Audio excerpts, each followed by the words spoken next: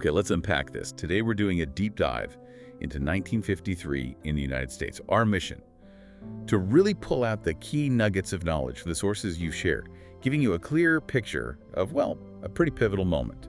We'll look at the economic shifts, cultural trends, the big events that really defined 1953. Yeah, it's fascinating. 1953 wasn't just, another year. It was a real snapshot. You could feel the post-war prosperity, this wave of optimism. It definitely set the stage for decades to come. A lot of modern American life kind of started taking shape right then. That prosperity idea, it really jumps out from the economic numbers we have. Sources mention an average household income around, what, $3,200? Yeah. So for you listening, how did that figure actually translate into everyday life? What could people do with that? That's a great question. I mean, $3,200 back then, it had serious purchasing power. Think about this. A new car, maybe a Chevy Bel Air, or a Ford Thunderbird, averaged about $650. Wow, so about half the average income. Exactly. So for a lot of families, getting a new car wasn't just some far-off dream. It was actually achievable. And that wasn't just about owning a thing. It was freedom, mobility. Fed right into that optimistic feeling, Start of consumer culture. And it wasn't just cars, right? It stretched to housing too, fueling that big move to the suburbs. Our sources say a new house would set you back around $19,000.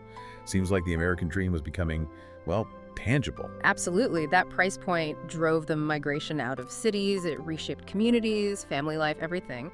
But, city living wasn't dead either. The average rent, pretty modest, around $92 a month. $92. Yeah, paints a very different picture of housing affordability compared to today, doesn't it? Different choices, different lifestyles. Okay, so the economy's booming, changing the landscape. But this prosperity, it happened alongside huge cultural shifts too. What were some of the big moments grabbing people's attention in '53? News, pop culture? Well, globally, the big one was the end of the Korean War. A huge sigh of relief across the U.S. But then, science delivered something massive. Watson and Crick figured out the structure of DNA. Double helix. For double helix, yeah. Not just some academic finding. It was like unlocking the blueprint of life itself. Changed biology forever. Groundwork for genetics, medicine, everything we see now. Incredible. And of course, you also had the coronation of Queen Elizabeth II over in Britain. That was a huge global broadcast everywhere, kind of a unifying spectacle. Amazing how those huge scientific moments happen alongside these big global events. And speaking of what people were tuning into at home, our sources mentioned the #1 song was Vaya con Dios. Interesting, it says by Barry Manilow there. That might be a source mix-up. Les Paul and Mary Ford actually had the big hit with that one. But on TV, I Love Lucy was king. What made that show such a big deal? Oh, I Love Lucy. It was way more than just a popular sitcom. It was actually groundbreaking. They filmed it live with multiple cameras in front of an audience. That set the standard for how sitcoms are made, even today. Ah, okay. And it had this really strong, dynamic female lead. Pretty innovative for the time, especially with women figuring out their roles after the war.